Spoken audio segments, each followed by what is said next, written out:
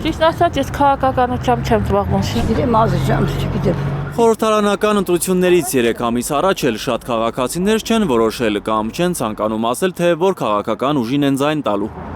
Հայլուրի հարցախույզին մասնակցած մոտ 4 տասնյակ քաղաքացիների 50%-ը դեռ չի կողմնորոշվել ընդդիմությանն է աջակցելու թե իշխանությանը։ Ոչինչ չեմ կարող ասել։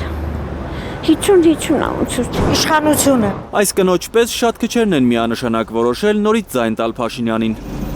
Հայլուրի հարցախույզը ցույց է տալիս, որ Փաշինյանի վարկանիշն ավելի է գահավիժել այն օրից, երբ նա սկսել է թիմակիցների հետ ուրախ ավտոբուսով մարզից մարզ գնալ, ճանապարհին սուջուխ, պերաշկի ուտելով, կանգառներում մարդկանց վրա մոնատ գալով։ Հենց այսօր էլ Փաշինյանը գորգրացել է մի շիրակցու վրա, թե իմ էջ խելքը, որ ձեզ համար այս կամ բան եմ արել, դուք եկել ասում եք մանկապարտեզը հերու է։ Ասում են բակը չկա, ասում են սուբեկ, ասում են մրցույթը հայտարարված է։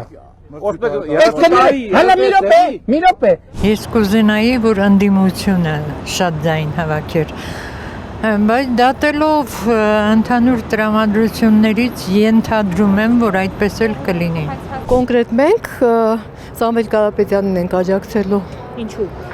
Որովհետև ուժ ենք տեսնում։ Ուժ ու գործանող։ Դուք ում եք անձամբ քվեարկելու։ Քվեարկությունը գաղտնի է, կարծում եմ, բայց ոչ իշխանությանը։ Կասկած չկա իհարկե, որ ընդդիմությունը ավելի շատ հավաք է, ձայն կհավաքի, որովհետև այսօր ես գիտեմ շատ մարդկանց, ովքեր մերժում են ներկա իշխանություններին։ Հետընտրական զարգացումներ կանխատեսող քաղաքացիներ էլ կան։ Ընտրությունների երկրորդ փուլի հավանականություն են նաև տեսնում մարդիկ։ Երկրորդ փուլ ալելու։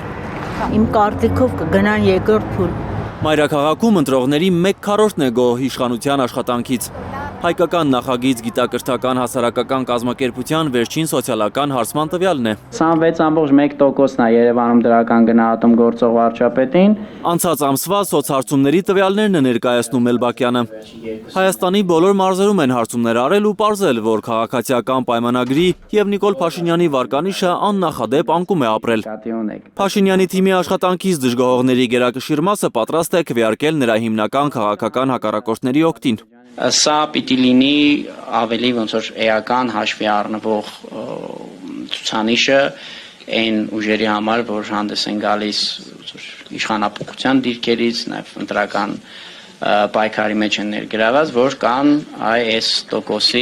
չկողմնորոշված մարդիկ։ Այս հարցումները վերլուծաբանների համոզմամբ լրացուցիչ առիթ են պնդելու, որ սրբագրված տվյալներ է հրապարակել Ամերիկյան միջազգային հանրապետական ինստիտուտը։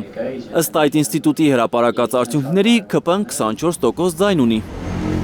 Բայց մամուլում սկանդալային տեղեկություն էր հայտնվել, որ 2025-ի վերջին ԱՄՆ միջազգային հանրապետական ինստիտուտի անցկացրած հարցման արդյունքները ևս ցույց են տվել, որ աղետալի է Փաշինյանի վիճակը։ Այդ պատճառով հարցման տվյալները ենթարկվել են սրբագրման։ Էդգար Ղուշչյան, Լիլիթ Խալաթյան, Միլենա Պողոսյան, Արաքել Օհանյան և Հարություն Մաթևոսյան, Հայլուր։